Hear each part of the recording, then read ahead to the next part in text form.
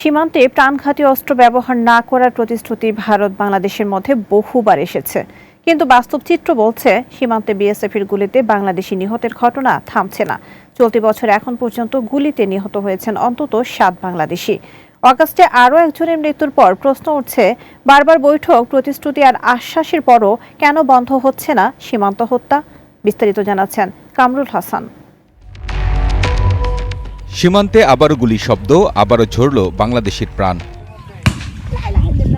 গত ৮ আগস্ট মৌলভীবাজারের কুলাউড়ার মাগুরুলি সীমান্তে বিএসএফের গুলিতে নিহত হন ২০ বছরের তরুণ তারা মিয়া। 2 দিন পর চাতলাপুর ইমিগ্রেশন চেকপোস্ট দিয়ে তার মরদেহ পরিবারের কাছে হস্তান্তর করা হয়। এটি বিচ্ছিন্ন কোনো ঘটনা নয়। এর আগে 12 জুন একই উপজেলার দত্তগ্রাম সীমান্তে বিএসএফের গুলিতে নিহত হন মুজিব আলী। মে মাসে লালমনিরহাটের হাতীবান্ধা ও ব্রাহ্মণবাড়িয়ার কসবা সীমান্তেও প্রাণ যায় আরও বাংলাদেশের। আইন ও সালিশ কেন্দ্রের তথ্য বলছে 2025 সালে সীমান্তে বিএসএফের হাতে নিহত হন 34 বাংলাদেশি। এর মধ্যে গুলিতে 24 জন এবং নির্যাতনে মৃত্যু হয় 10 জনের। চলতি বছরের জানুয়ারি থেকে জুলাই পর্যন্ত গুলিতে নিহত হয় 7 জন। নির্যাতনে মৃত্যু হয়েছে আরও 3 জনের, আহত হয়েছেন অন্তত 10 জন। প্রাণঘাতী অস্ত্র ব্যবহার বন্ধের প্রতিশ্রুতির পরও সীমান্তে মৃত্যুর ধারাবাহিকতা কমছে না।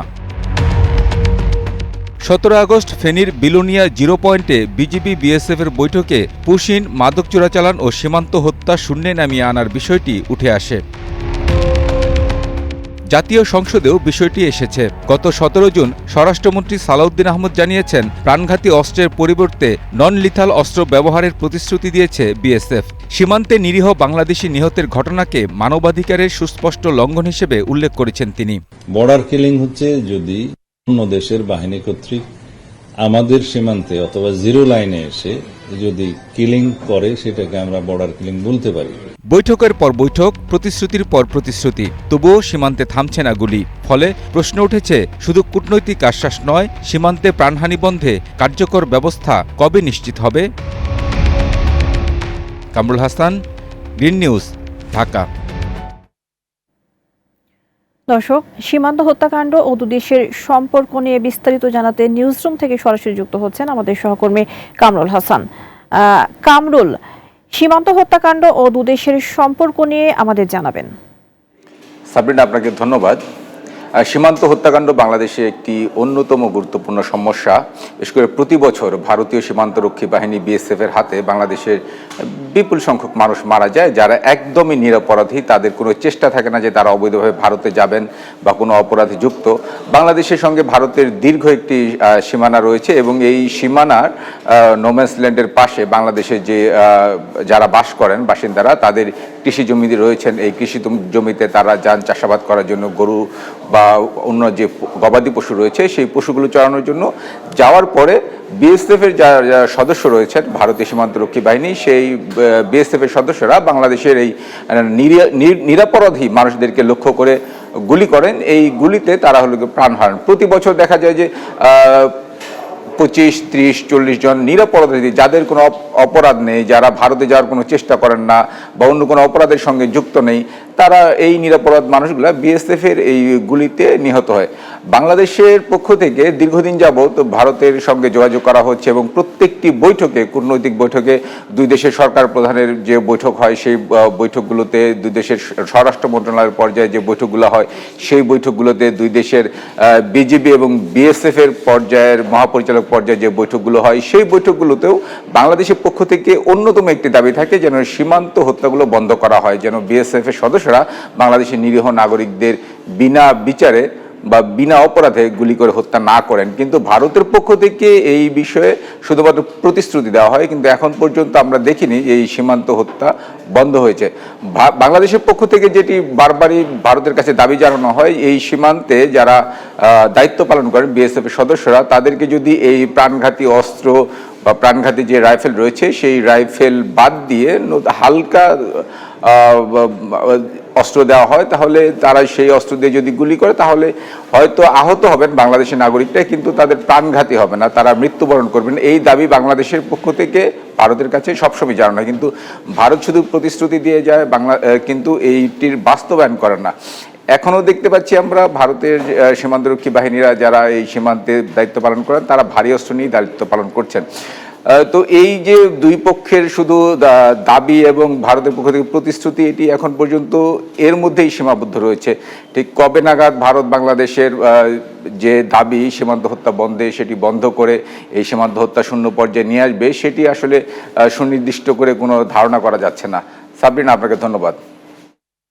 কামরুল, আপনাকে ধন্যবাদ। দর্শক, নিউজরুম থেকে সরাসরি যুক্ত ছিলেন সহকর্মী কামরুল হাসান। এবার ডেঙ্গু পরিস্থিতির খবর। এডিস মশার অবাধ বংশবিস্তারের ফলে বাড়ছে ডেঙ্গু জ্বরে আক্রান্ত রোগীর সংখ্যা। হাসপাতালগুলোতে রোগীর চাপ বেড়ে যাওয়ায় সেবাদানে হিমশিম খেতে হচ্ছে স্বাস্থ্যকর্মীদের। পরিস্থিতি নিয়ন্ত্রণে সবাইকে সচেতনতা বাড়ানোর পরামর্শ দিয়েছেন বিশেষজ্ঞ চিকিৎসকরা। বিস্তারিত জানাচ্ছেন জিহাদ রাহাত।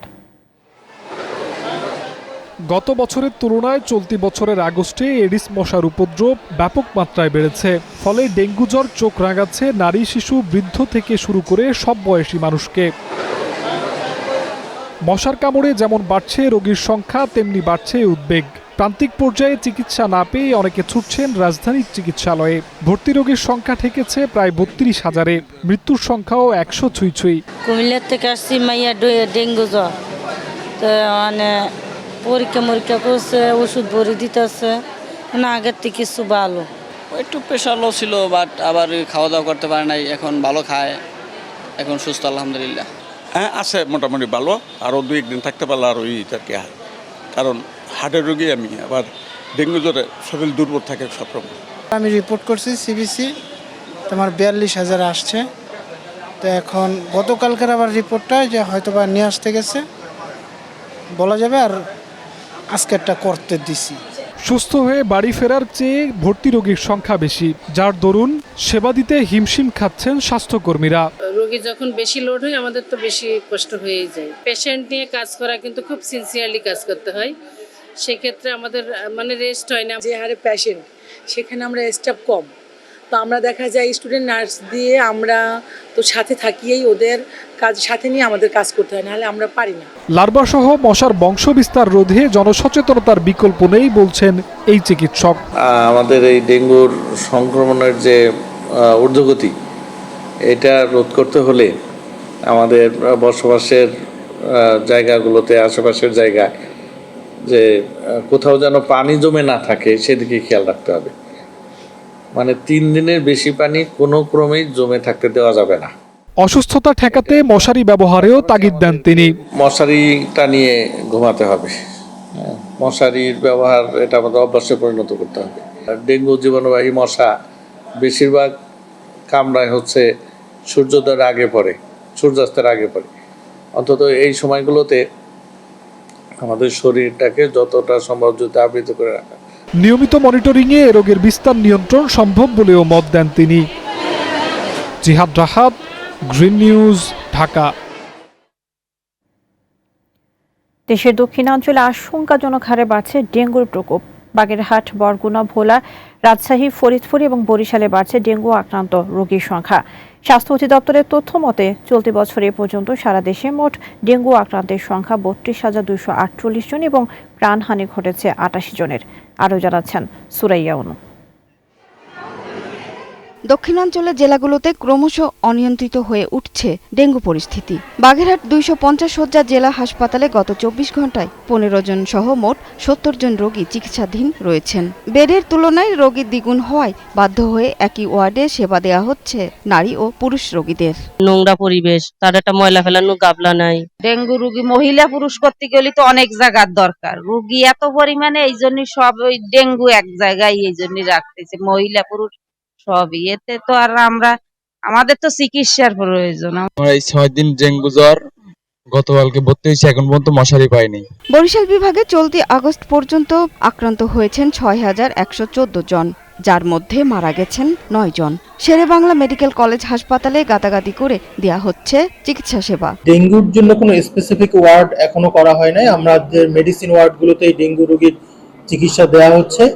আর বেড অকুপেন্সিটা আসলে আমাদের বেশি, 1000 জনে আজকে ভর্তি আছে হচ্ছে 2752। ভোলা জেনারেল হাসপাতালেও চলতি মাসেই চিকিৎসা নিয়েছেন প্রায় 300 রোগী। রোগীদের অভিযোগ, প্রয়োজনীয় প্রায় সব ওষুধ বাইরের ফার্মেসি থেকে কিনতে হচ্ছে। ডাক্তার ঠিক মতন বসে না, তারপরে ডাক্তার থাকলে না থাকে না, নার্স ডাকলে বলে একটু পরে আসি। হাসপাতাল থেকে 2টা খালি নাফাতের ট্যাবলেট দিছে এই, আর সব ওষুধ আমরা কিনে আনছি। যদিও হাসপাতাল কর্তৃপক্ষের অভিযোগ সত্য নয় বলে জানান আবাসিক মেডিকেল কর্মকর্তা। যারা স্বাস্থ্যসেবা কর্মী আছে, বিশেষ করে ডাক্তার এবং নার্স যারা আছে, তারা সবাই প্রশিক্ষণপ্রাপ্ত ডেঙ্গুর কোচ, যার ফলে আমাদের চিকিৎসা সেবা দিতে কোনো রকম অসুবিধা হচ্ছে না। এদিকে ফরিদপুরে দিন দিন বাড়ছে ডেঙ্গুর প্রকোপ। ইতোমধ্যে আক্রান্ত হয়ে মৃত্যুর ঘটনা ঘটেছে। প্রতিদিন রাজশাহী মেডিকেল কলেজ হাসপাতালে ভর্তি হচ্ছেন ডেঙ্গু আক্রান্ত রোগী। বর্তমানে রাজশাহী মেডিকেল কলেজ হাসপাতালে ভর্তি হয়েছেন 46 জন রোগী। ডেঙ্গু নিয়ে আতঙ্কিত না হয়ে সতর্ক থাকার পাশাপাশি সবার ঐক্যবদ্ধ প্রচেষ্টার মাধ্যমে ডেঙ্গুর বিস্তার রোধ করা সম্ভব বলে মনে করছেন চিকিৎসকরা। স্বাস্থ্য অধিদপ্তরের সর্বশেষ কন্ট্রোল রুমের তথ্য অনুযায়ী গত 24 ঘন্টায় নতুন করে ঢাকা বিভাগে 316, খুলনায় 205, বরিশালে 110 এবং চট্টগ্রামে 109 জন আক্রান্ত হয়েছেন। বিভিন্ন হাসপাতালে চিকিৎসাধীন আছেন 2083 জন ডেঙ্গু রোগী। সুরাইয়া অনু, গ্রিন নিউজ ডেস্ক। দর্শক, এবার ময়মনসিংহ থেকে ডেঙ্গু পরিস্থিতি জানাতে সরাসরি যুক্ত হচ্ছেন সহকর্মী মতিউর রহমান মতি। ময়মনসিংহে ডেঙ্গুর প্রকোপ কতটা বেড়েছে, চিকিৎসা নিয়ে রোগীদের কোনো অভিযোগ আছে কিনা?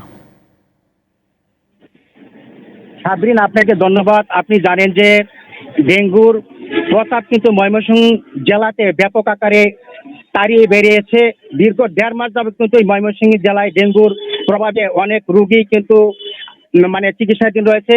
আজকে পর্যন্ত কিন্তু ময়মনসিংহ মেডিকেল কলেজ হাসপাতালে 10 জন ডেঙ্গু আক্রান্ত হয়ে মৃত্যুবরণ করেছে। আজকেও একজন বৃদ্ধা মহিলা ডেঙ্গুতে আক্রান্ত হয়ে মৃত্যুবরণ করেছে। আমি ময়মনসিংহ মেডিকেল কলেজ হাসপাতালে ডেঙ্গু ওয়ার্ডে গিয়েছি। সেখানে আজকে কিন্তু 36 জন রোগী ভর্তি হয়েছে। তার মধ্যে সর্বাধিক মিলে 96 জন রোগী আজকে চিকিৎসাধীন রয়েছে। তবে রোগীদের স্বজনদের সাথে আমি কথা বলেছি, তারা যতটুকু বলেছে যে চিকিৎসা কিন্তু তারা সব দিক থেকেই পাচ্ছে, কিন্তু সিটের যে তাদের কাইছে সেটা কিন্তু তাদেরকে খুবই ভুক্তভোগীর মধ্যে রেখেছে। আর কর্তব্যরত ডাক্তারদের সাথে আমি তার কথা বলেছি, তারা যতটুকু বলেছেন যে শুধু ময়মনসিংহে যেহেতু চরপাড়া মেডিকেল হাসপাতালটি বিভাগীয় হাসপাতাল, সেখানে 6টি জেলা থেকে এখানে রোগী আসে এবং বিভিন্ন উপজেলা থেকেও। আমি গতকালকে কিন্তু বেশ কয়েকটি উপজেলা স্বাস্থ্য কমপ্লেক্সে গিয়েছি, সেখানেও কিন্তু ডাক্তারদের সাথে আমি কথা বলছি। তারা যতটুকু বলেছেন, তারা বলছেন যে স্থানীয় পর্যায়ে কিন্তু ডেঙ্গু রোগীর চিকিৎসা করা যায়, কিন্তু রোগীরা যখন এখানে স্বজনরা ডেঙ্গু রোগীদেরকে নিয়ে আসে তখন আমরা যখন চিকিৎসা দিই, প্রাথমিক চিকিৎসা তারা কিন্তু তারা ময়মনসিংহ বিভাগীয় শহরে চলে যায়, যে কারণে রোগীর বাড়তি চাপ এই ময়মনসিংহ। মতি, আপনাকে ধন্যবাদ। বরগুনাতেও বাড়ছে ডেঙ্গুর প্রকোপ। হাসপাতালগুলোতে প্রতিনিয়ত বাড়ছে রোগীর চাপ। সেখানকার ডেঙ্গু পরিস্থিতির খবর জানাতে সরাসরি যুক্ত হচ্ছেন সহকর্মী আবুল হাসান। আবুল, বরগুনায় কি ডেঙ্গুর প্রাদুর্ভাব বেড়েছে এবং ডেঙ্গু পরিস্থিতি মোকাবিলায় চিকিৎসকদের পরামর্শ কি আমাদের জানাবেন? আসলে সারা দেশে ন্যায় আমরা লক্ষ্য করেছি যে বরগুনাতেও ডেঙ্গুর প্রাদুর্ভাব বেড়েছে এবং ইতিমধ্যে ডেঙ্গু আক্রান্ত হয়ে বরগুনা জেনারেল হাসপাতাল সহ টোটাল জেলাতে পহেলা থেকে পর্যন্ত 838 জন রোগী হাসপাতালে ভর্তি হয়েছেন। এর মধ্যে 771 জন কিন্তু সুস্থ হয়ে হাসপাতাল থেকে ছাড়পত্র নিয়ে বাড়িতে ফিরেছেন। এবং আমার কাছে গত 24 ঘন্টার সর্বশেষ যে ডেঙ্গু পরিস্থিতির তথ্য রয়েছে সেটি হলো বরগুনার তালতলী উপজেলা স্বাস্থ্য কমপ্লেক্সে 2 জন ডেঙ্গু আক্রান্ত হয়ে হাসপাতালে ভর্তি হয়েছেন এবং আমতলী উপজেলা স্বাস্থ্য কমপ্লেক্সে 3 জন ডেঙ্গু আক্রান্ত হয়ে ভর্তি হয়েছেন। বেতাগী উপজেলা স্বাস্থ্য কমপ্লেক্সে 2 জন আক্রান্ত হয়ে ভর্তি হয়েছেন এবং বামনা উপজেলা স্বাস্থ্য কমপ্লেক্সেও কিন্তু 2 জন ভর্তি রয়েছেন এবং পাথরঘাটা উপজেলা স্বাস্থ্য কমপ্লেক্সে 1 জন ডেঙ্গু আক্রান্ত হয়ে ভর্তি রয়েছেন। এবং আমি যে স্থানটিতে দাঁড়িয়ে রয়েছি এটা হলো বরগুনা মানুষের একমাত্র চিকিৎসার ভরসাস্থল বরগুনা জেনারেল হাসপাতাল। সেই বরগুনা জেনারেল হাসপাতালে কিন্তু গত 24 ঘন্টায় 10 জন আক্রান্ত হয়ে হাসপাতালে ভর্তি রয়েছেন। এখন পর্যন্ত এই টোটাল জেলাতে গত 24 ঘন্টায় 3 জন রোগী ভর্তি হয়েছে এবং এ পর্যন্ত টোটাল জেলাতে কিন্তু আসলে 67 জন ডেঙ্গু আক্রান্ত হয়ে চিকিৎসা নিচ্ছেন। এই ছিল বরগুনা থেকে আমার কাছে সবচেয়ে। আবুল, আপনাকে ধন্যবাদ। যাচ্ছি পরের সংবাদে। এবার নেপালে মানবিক বিপর্যয়ের খবর। নেপালে আকস্মিক বন্যায় মৃতের সংখ্যা বেড়ে 472 জনে দাঁড়িয়েছে। নিখোঁজ রয়েছেন আরও অন্তত 1,500 মানুষ। আহতের সংখ্যা কমপক্ষে 460 জন। তবে ধ্বংসস্তূপে আটকে থাকা মানুষদের খুঁজে বের করার আগেই সামনে এসেছে নতুন বন্যার আশঙ্কা। সীমান্ত এলাকায় তৈরি হওয়া একটি নতুন হ্রদ দ্রুত ফুলে উঠেছে, ফলে বাঁধ ভেঙে আবারও ভয়াবহ ঢল নামতে পারে। আরও জানাচ্ছেন অনন্য সাদিক। নেপাল তিব্বত সীমান্তে 26 আগস্টের আকস্মিক বন্যার ভয়াবহতা এখনও কাটেনি। নেপালের রাসোয়া, নোয়াকোট ও ধাদিং সহ বিস্তীর্ণ এলাকায় ধ্বংস হয়েছে ঘরবাড়ি, সড়ক ও সেতু। বন্যার পানিতে ভেসে গেছে গুরুত্বপূর্ণ যোগাযোগ অবকাঠামো। নেপাল পুলিশের সর্বশেষ হিসেবে দেশটিতে এখন পর্যন্ত প্রায় 500 জনের মরদেহ উদ্ধার হয়েছে। নিখোঁজ 910 জন এবং আহত 460। তিব্বতে আরও 3 জন নিহত এবং 558 জন নিখোঁজ রয়েছেন। ফলে দুই অঞ্চলে মোট মৃতের সংখ্যা 392 এবং নিখোঁজের সংখ্যা 1400 ছাড়িয়েছে। উদ্ধার অভিযানে নেপালের 30,000-এর বেশি নিরাপত্তা কর্মী মোতায়েন করা হয়েছে। সড়ক ও সেতু ধ্বংস হওয়ায় দুর্গম এলাকায় পৌঁছাতে হেলিকপ্টার ব্যবহার করা হচ্ছে। ধ্বংসস্তূপে আটকে থাকা এবং বিচ্ছিন্ন এলাকায় থাকা মানুষদের উদ্ধারে অভিযান অব্যাহত রয়েছে। এদিকে নতুন করে তৈরি হওয়া একটি হ্রদ নিয়ে বাড়ছে উদ্বেগ। নদীর গতিপথ আটকে তৈরি হওয়া এই জলাধার দ্রুত বড় হলে বাঁধ ভেঙে দ্বিতীয় দফায় ভয়াবহ ঢল নামতে পারে। ঝুঁকিপূর্ণ নদী তীরের বাসিন্দাদের সতর্ক করা হয়েছে। ত্রাণ তৎপরতাও জোরদার হয়েছে। আন্তর্জাতিক সংস্থা ও বিভিন্ন দেশ জরুরি সহায়তার প্রতিশ্রুতি দিয়েছে। জাতিসংঘ ও অংশীদাররা $229 মিলিয়ন বেশি সহায়তা দেওয়ার ঘোষণা দিয়েছে। রেড ক্রসও প্রায় $31 মিলিয়ন জরুরি তহবিলের আবেদন জানিয়েছে। অনন্য সাদিক, গ্রিন নিউজ ডেস্ক। ভূমিধসের পর সৃষ্টি হওয়া হ্রদ থেকে নতুন করে বন্যার আশঙ্কায় তিব্বতে উদ্ধার অভিযান সাময়িকভাবে বন্ধ করেছে চীন। চীন নেপাল সীমান্তের গিরিয়ং বন্দরের উজানে পানির উচ্চতা বাড়তে থাকায় পরিস্থিতি পর্যবেক্ষণ করছেন কর্মকর্তারা। কয়েক ঘন্টার টানা ভারী বৃষ্টির পর ভূমিধসের ধ্বংসাবশেষের মধ্যে একটি হ্রদ তৈরি হয়েছে। কর্মকর্তারা আশঙ্কা করছেন পানির চাপ আরও বাড়লে হ্রদটির প্রাকৃতিক বাঁধ ভেঙে গিয়ে আগামী কয়েকদিনের মধ্যে নতুন করে ভয়াবহ বন্যা দেখা দিতে পারে। ঝুঁকি এড়াতে ওই এলাকায় থাকা উদ্ধারকর্মীদের আপাতত অভিযান বন্ধ রাখার নির্দেশ দেওয়া হয়েছে।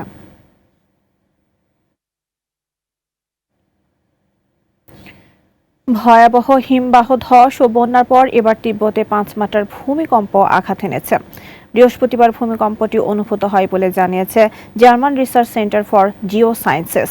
GFZ এর তথ্য অনুযায়ী উত্তর তিব্বতে ভূমিকম্পটির উৎপত্তিস্থল ছিল ভূপৃষ্ঠে প্রায় 10 কিলোমিটার গভীরে। ভূমিকম্পটির কেন্দ্র বুধবার ভয়াবহ আকস্মিক বন্যায় ক্ষতিগ্রস্ত নেপাল ও চীনের অঞ্চলগুলো থেকে কয়েক শত মাইল উত্তরে অবস্থিত।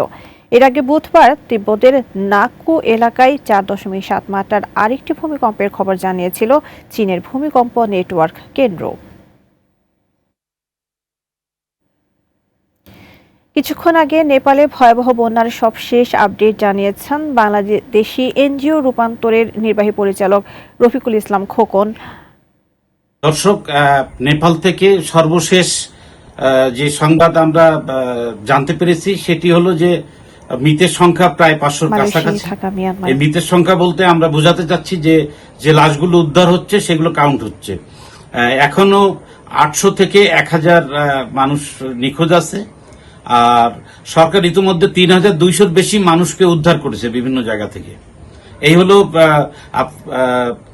প্রাণহানি এবং উদ্ধারের খবর। এর বাইরে নেপাল সরকার প্রায় 14,000-এর মতো সেনাবাহিনী এবং অন্যান্য বাহিনীর লোকদের নিয়োজিত করেছে রেস্কিউ করার জন্য। এখানকার প্রায় 40 কিলোমিটার রাস্তা একদম ধ্বংস হয়ে গেছে, যেটি হঠাৎ করে তৈরি করা সম্ভব নয়। গতকাল আমরা জেনেছিলাম যে 19টি ব্রিজ, আজকে জানতে পারলাম প্রায় 40টির মতো ছোট বড় ব্রিজ ভেঙে গেছে।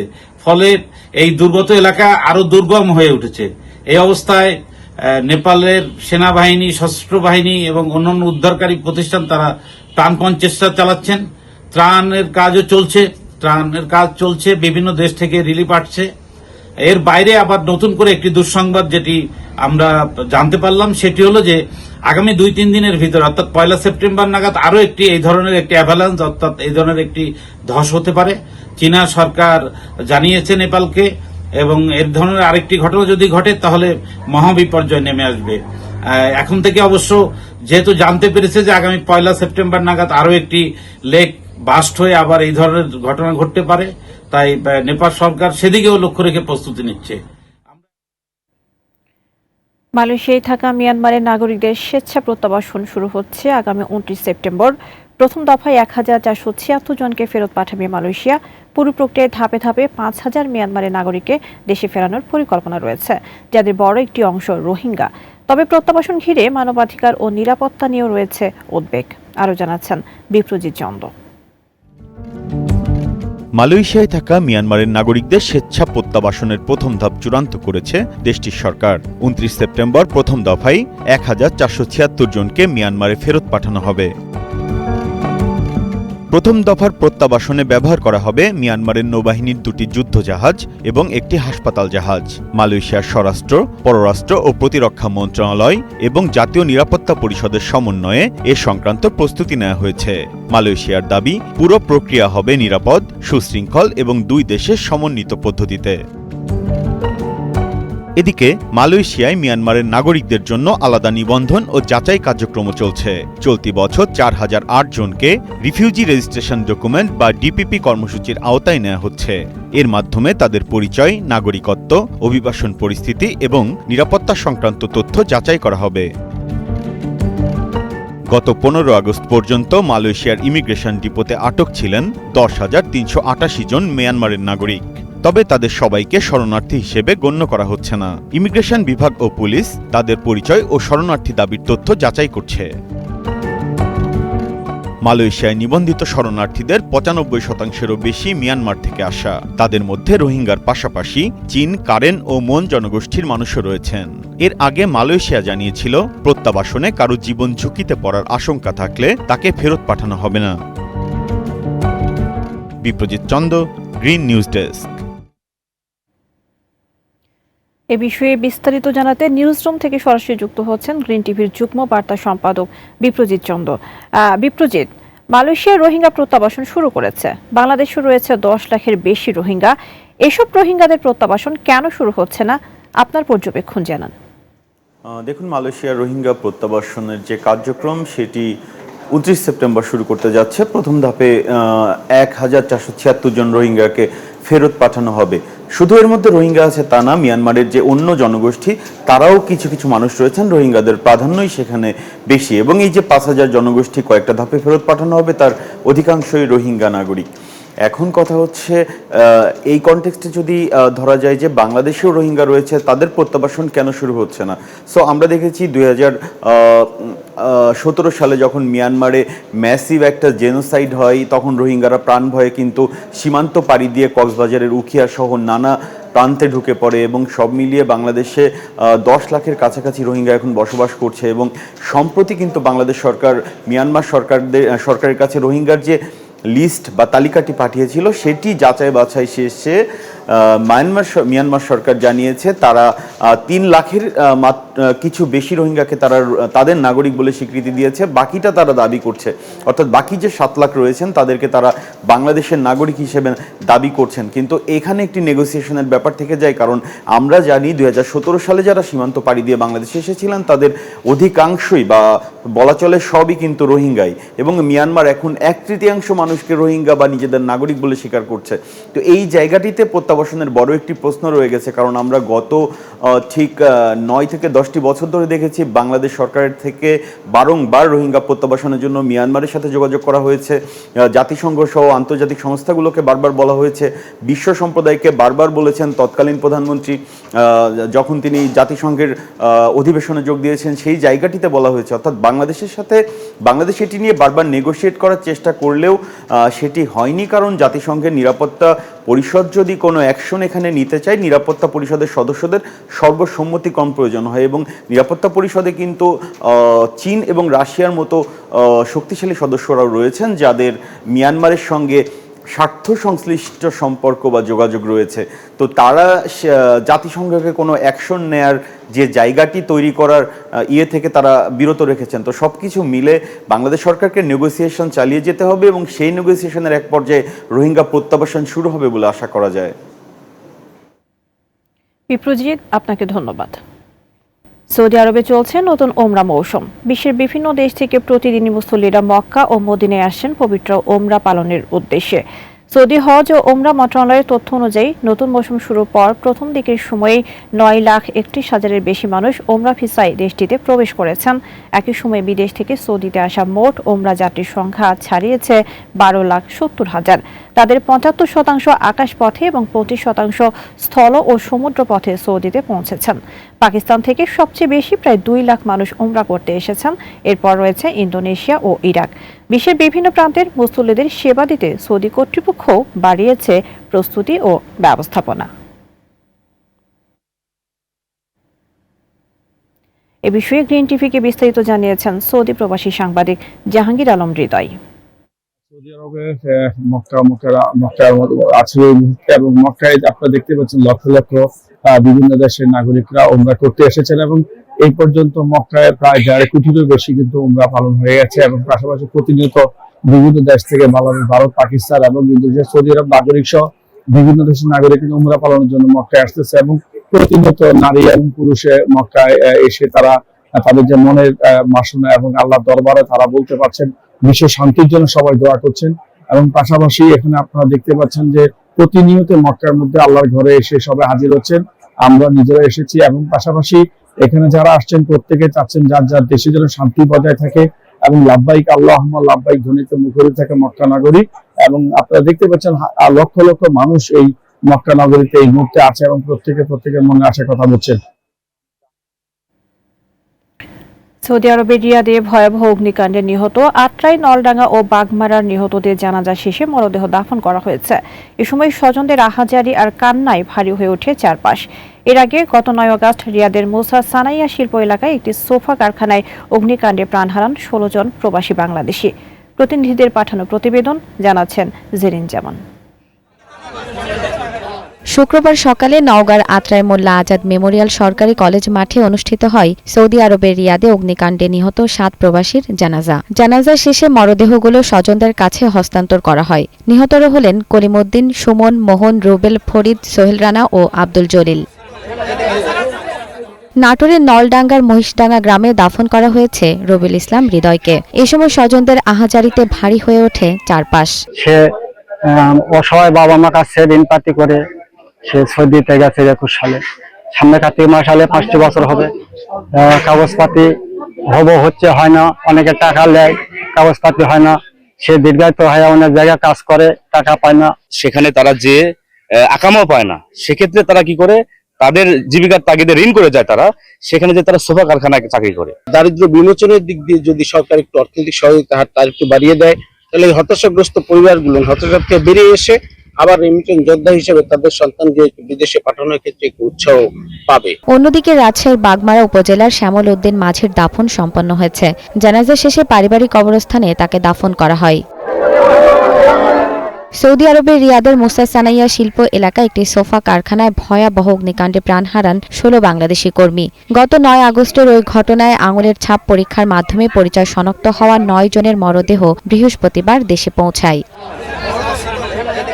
জেরিন জামান, গ্রিন নিউজ ডেস্ক। কক্সবাজারে হোটেল রেনেসার বারে কথা কাটাকাটি জেরে 2 পক্ষের সংঘর্ষে 2 যুবক নিহত হয়েছেন। বৃহস্পতিবার রাত 11:30টার দিকে এই ঘটনা ঘটে। পুলিশ জানান, বারে মদ্যপান ও বসার জায়গা নিয়ে বাকবিতণ্ডায় জড়িয়ে পড়ে কয়েকজন যুবক। এক পর্যায়ে এলোপাতাড়ি ছুরিকাঘাতে প্রাণ হারান রাশেদ নামের এক যুবক।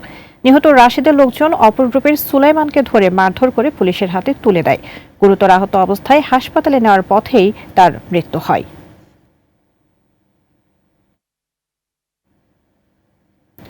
শেরপুর পৌর শহরে বিশ্ব ব্যাংকের অর্থায়নে নির্মিত কসাইখানায় 3 মাসে জবাই হয়নি একটি পশু।